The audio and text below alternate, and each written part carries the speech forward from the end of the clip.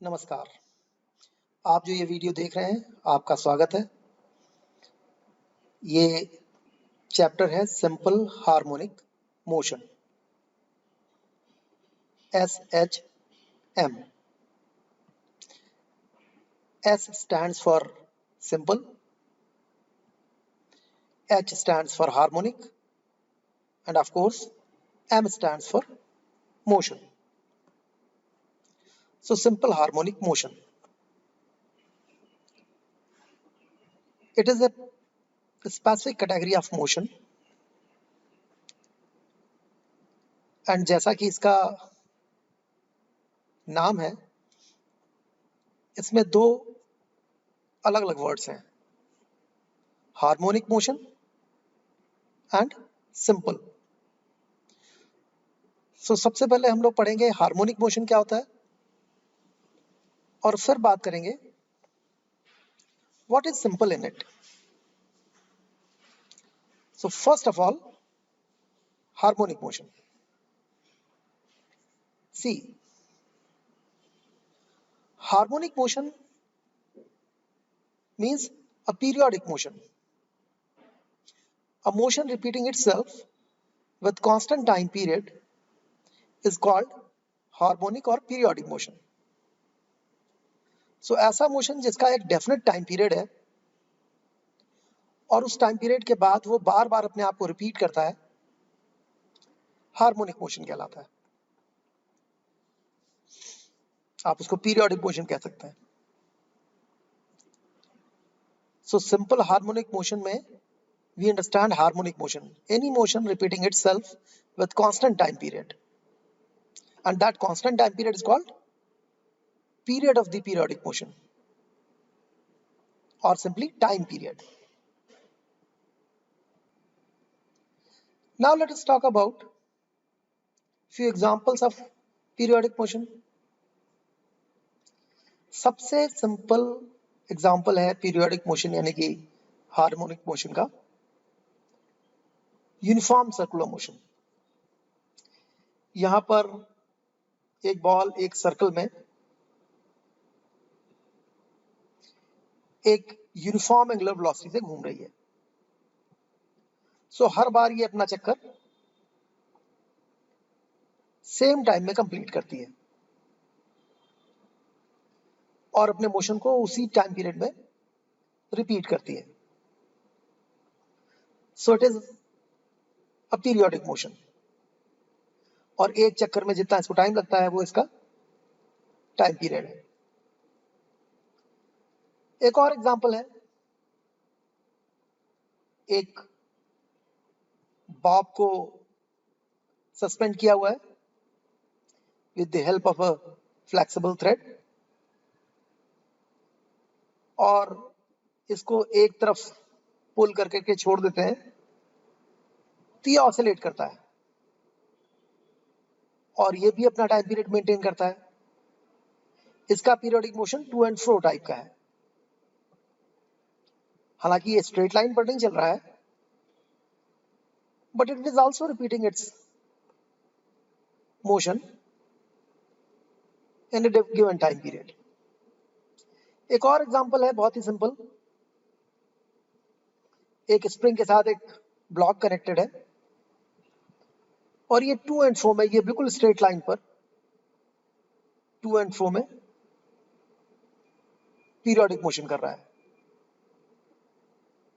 So these are various periodic motions having their respective definite time period. Circular motion, motion of a bob of the pendulum, or motion of a block connected with a spring. ये horizontal भी हो सकता है, vertical भी हो सकता है। Later we'll see. Now let us talk about the relation of energy with the force. F is equal to minus du by dx, where u is potential energy of the object and F is force acting on the object. असल में ये potential energy और force का relation हम work power energy में पढ़ चुके हैं. Actually, when work is done by any system at the cost of its potential energy, the work done by the system dW is equal to F dx. And since this work is being done at the cost of potential energy, कोई भी system जितना work करता है उतनी ही उसकी potential energy में कमी आती है. सो dW is minus du. In a way, conservation of energy. Work done by system is equal to F dx, that is minus du. And then F becomes minus du by dx. So this is the source of this relation. Now we'll define a term called equilibrium position. किसी भी object की equilibrium position वो position होती है जहां पर उस पर लगने वाला नेट फोर्स जीरो हो जाता है. असल में ये ऑब्जेक्ट के ट्रांसलेशन के लिए इसकी इक्विलिब्रियम पोजीशन है. The position eight which net force experienced bye an object is zero is called equilibrium position of the object for its translation.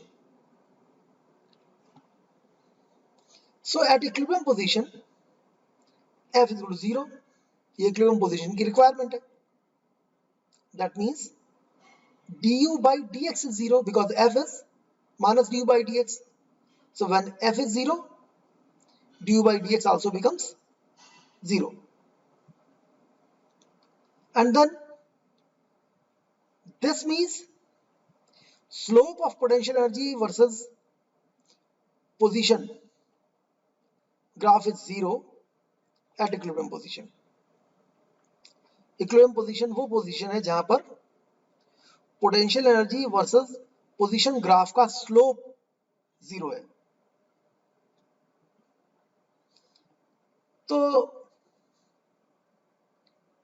slope 0 है का मतलब टेंजेंट वहां पर हॉरिजॉन्टल हो जाती है. एंड ये तीन सिचुएशंस में पॉसिबल है.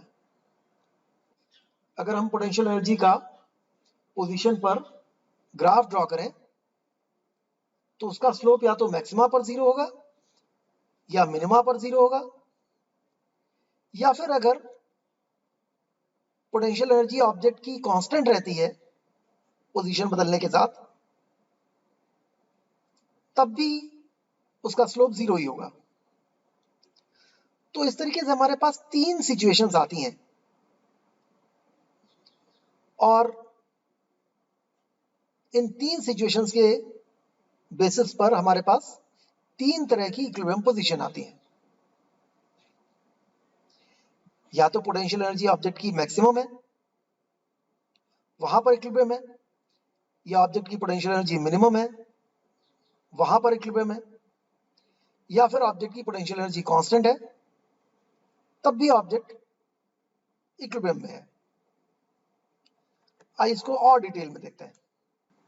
पोटेंशियल एनर्जी का पोजीशन के साथ ग्राफ और उससे कैसे हम इक्विलिब्रियम पोजीशन के बारे में अपनी समझ को और अच्छा कर सकते हैं. सो ये हमारा potential energy versus object position graph है. ये येलो एक्सिस हमारी पोटेंशियल एनर्जी है और ये ब्लू वाली एक्सिस हमारी पोजीशन है. सो ऑब्जेक्ट की पोजीशन हॉरिजॉन्टल एक्सिस पर और ऑब्जेक्ट की उस पोजीशन पर corresponding potential energy vertical axis पर है. और ये ऑब्जेक्ट की पोटेंशियल एनर्जी का पोजीशन के साथ वेरिएशन है। सो ये एक टिपिकल सा ग्राफ है जिसमें पोटेंशियल एनर्जी का मैक्सिमा है, पोटेंशियल एनर्जी का मिनिमा है, और कुछ पोर्शन के लिए पोटेंशियल एनर्जी यूनिफॉर्म है। सो मैक्सिमा है, यहां पर भी स्लोप 0 है, मिनिमा है, यहां पर भी स्लोप 0 है ग्राफ का, और जहां पर कांस्टेंट है पोटेंशियल एनर्जी, यहां पर भी स्लोप 0 है। सो इस तरीके से हमारे पास ये 3 पॉइंट हैं, पॉइंट ए, पॉइंट बी और पॉइंट सी। ए पर पोटेंशियल एनर्जी का मैक्सिमा है, स्लोप 0 है ग्राफ की। बी पर पोटेंशियल एनर्जी का मिनिमा है, अगेन स्लोप इज 0, एंड सी पर पोटेंशियल एनर्जी कांस्टेंट है, so slope is 0 again. So corresponding to these three situations, we have three different kind of equilibria. आइए देखें, पोटेंशियल एनर्जी के maxima का मतलब है कि जैसे आपने एक उल्टे हेमिस्फीयर के ऊपर एक बॉल को टिकाया हुआ है, एग्जाम्पल के लिए कुछ ऐसे, उप्स, कोई नहीं, दोबारा टिकाते हैं इसको, यस यस यस। तो ये बिल्कुल टॉप पे बॉल जस्ट टिकी हुई है, यहां पर बॉल का वेट और बॉल पर लगने वाला नॉर्मल रिएक्शन दोनों एक दूसरे को एग्जैक्टली बैलेंस करते हैं, और बॉल यहां पर इक्विलिब्रियम में है, net force is 0, weight is exactly balanced by normal reaction. But if you displace this ball a little somewhere, this side or this side, maybe this side, if you displace this side, it will go away from the equilibrium position. Okay, let us bring it back. And if you displace this ball a little this side, it will go this side. So here exactly there is equilibrium position, and ball is residing at the highest potential energy. अगर इस ball को आप दोनों में से किसी भी side जरा सा भी डिस्प्लेस करेंगे तो बॉल अपनी इक्विलिब्रियम पोजीशन से और दूर होती चली जाएगी। दूसरी सिचुएशन देखते हैं,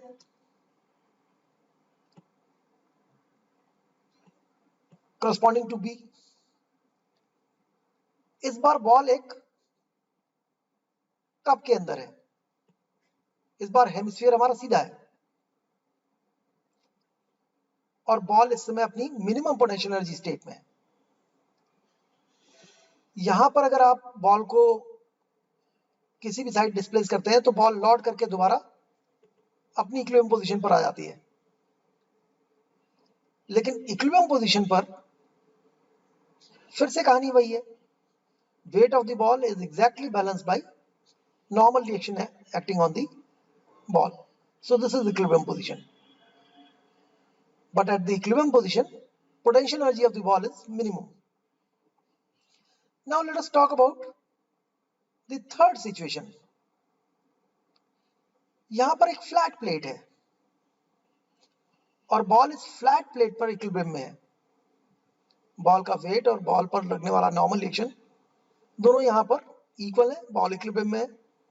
बॉल को अगर आप अपनी इक्विलिब्रियम पोजीशन से हटा देते हैं तब भी बॉल इक्विलिब्रियम में है, बॉल को दूसरी जगह रख देते हैं दूसरे साइड में तब भी बॉल इक्विलिब्रियम में है। बॉल के अंदर ना तो अपनी इक्विलिब्रियम पोजीशन पर वापस लौटने की टेंडेंसी है, ना इक्विलिब्रियम पोजीशन से दूर जाने की टेंडेंसी है। सो दीज थ्री सिचुएशंस, यहां पर बॉल अपनी मैक्सिमम पोटेंशियल एनर्जी स्टेट में है, एक बार अगर आपने इसको अपनी इक्विलिब्रियम पोजीशन से जरा सा भी हटा दिया तो बॉल इक्विलिब्रियम पोजीशन से और दूर होती चली जाती है।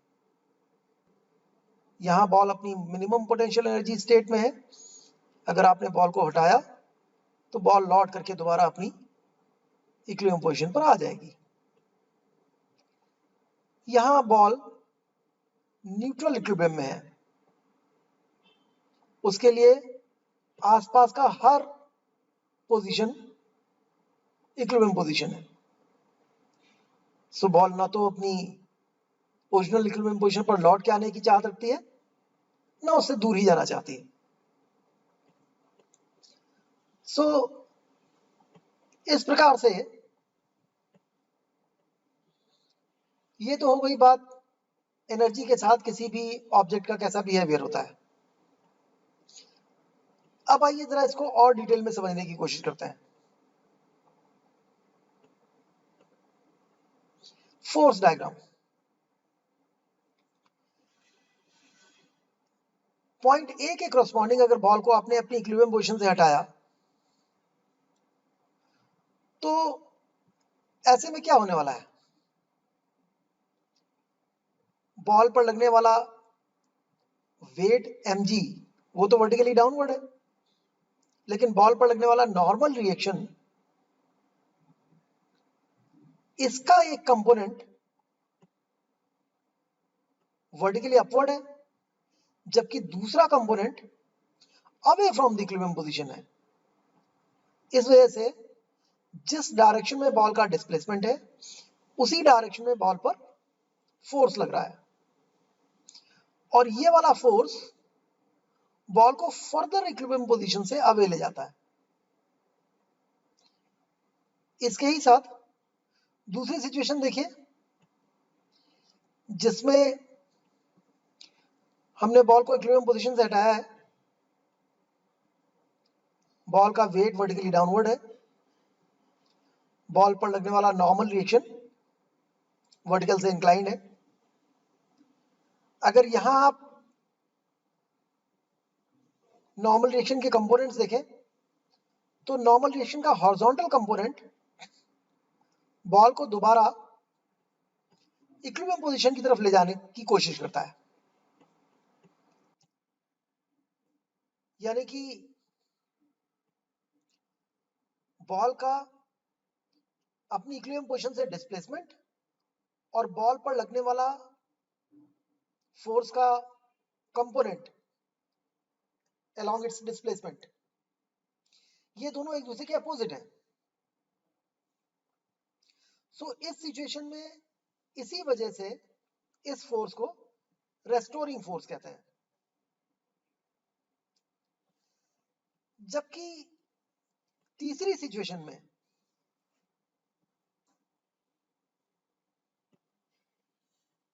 जब बॉल न्यूट्रल इक्विलिब्रियम में है सी पर, यहां पर mg और n एग्जैक्टली बैलेंस्ड है। बॉल को अगर आप दोनों में से किसी भी साइड में हटाएंगे तब भी n का कोई कंपोनेंट ना तो away from the equilibrium position आएगा ना टुवर्ड्स इक्विलिब्रियम पोजीशन आएगा, और इस तरीके से बॉल इस जगह तो इक्विलिब्रियम में है ही, इसके लेफ्ट और राइट में भी इक्विलिब्रियम में ही है। तो ये तो बात हो गई फोर्स एनालिसिस की। जब हम पॉइंट ए पर ऑब्जेक्ट की इक्विलिब्रियम पोजीशन को डिस्कस करते हैं तो इस पर लगने वाला force away from the equilibrium position आता है, यानी उसी डायरेक्शन में आता है जिस डायरेक्शन में ऑब्जेक्ट का डिस्प्लेसमेंट है। जबकि पॉइंट बी पर जब हम इक्विलिब्रियम पोजीशन डिस्कस करते हैं तो ऑब्जेक्ट पर लगने वाला force opposite to displacement of the object from equilibrium position आता है, और पॉइंट सी पर ऑब्जेक्ट पर लगने वाला फोर्स ना तो away from the equilibrium position है ना ही टुवर्ड्स द इक्विलिब्रियम पोजीशन है। So depending on these three situations, we call these equilibria as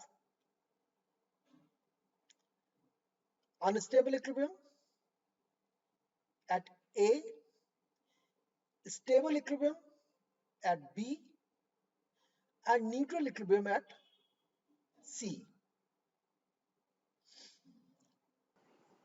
तो आइए देखते हैं टेंजेंट किस तरीके से बदल रही है potential energy versus position graph में। पॉइंट ए पर पोटेंशियल एनर्जी पहले बढ़ रही है, मैक्सिमा को अचीव करती है और फिर घट रही है। So let us talk about it's tangent. इसको शुरू करते हैं हम लोग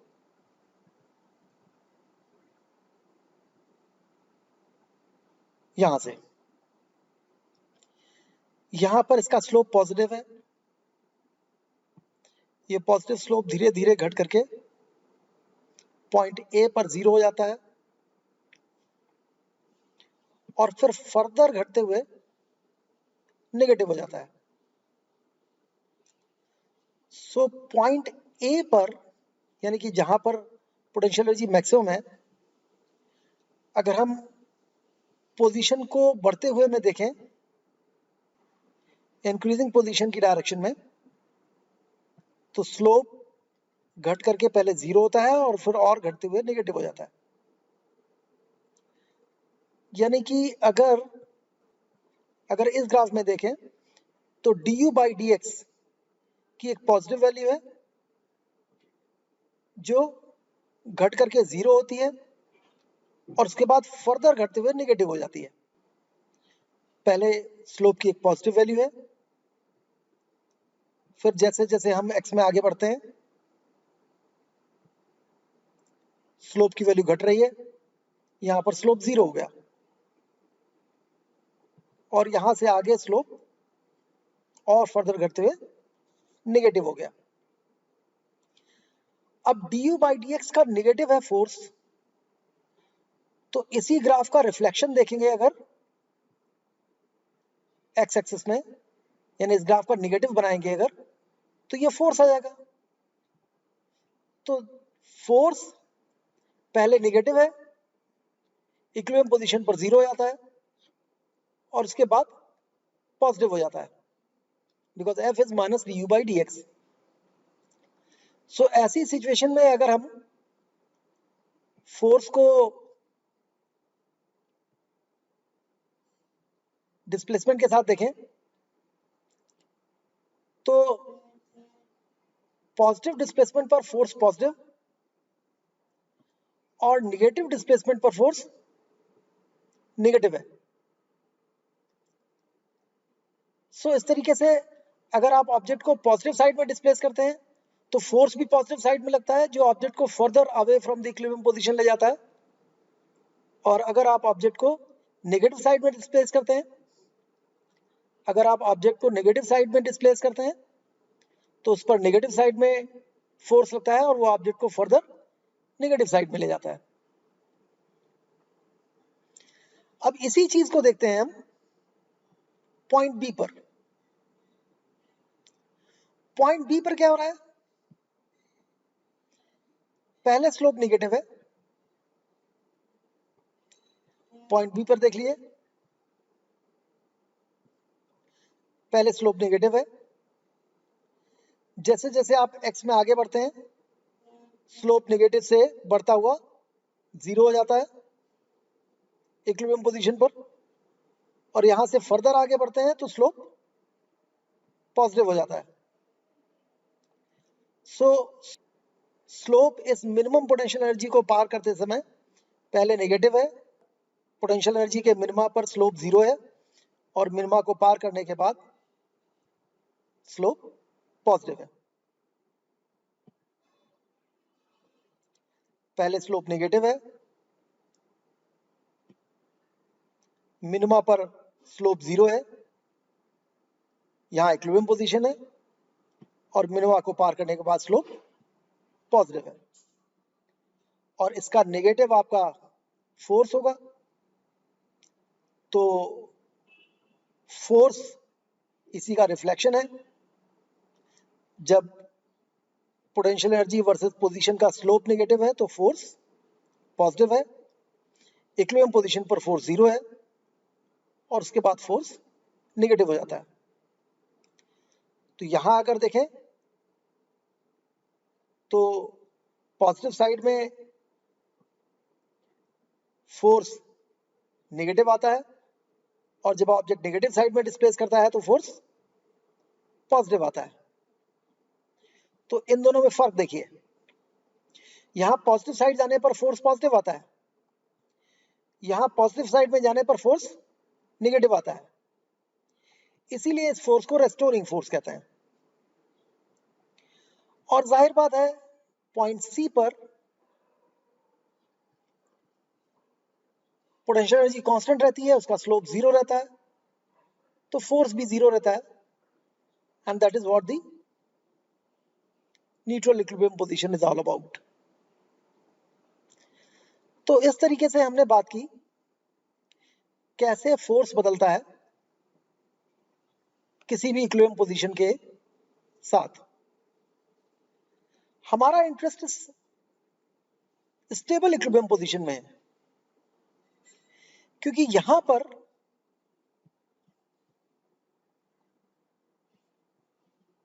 पीरियोडिक मोशन पॉसिबल है।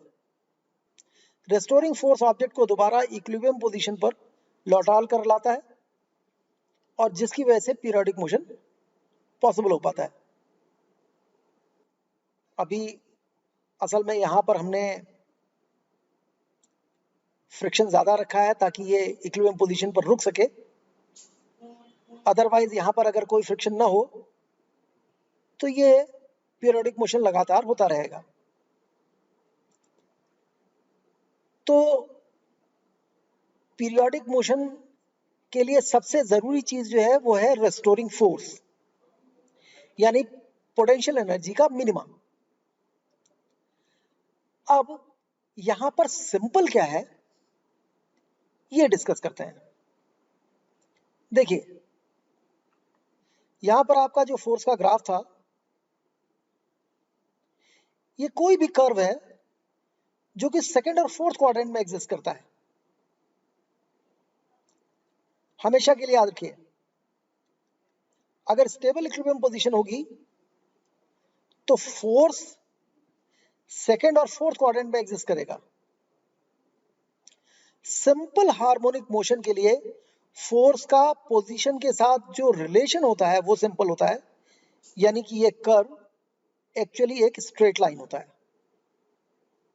यानी this F is proportional to x and minus sign because it is restoring in nature.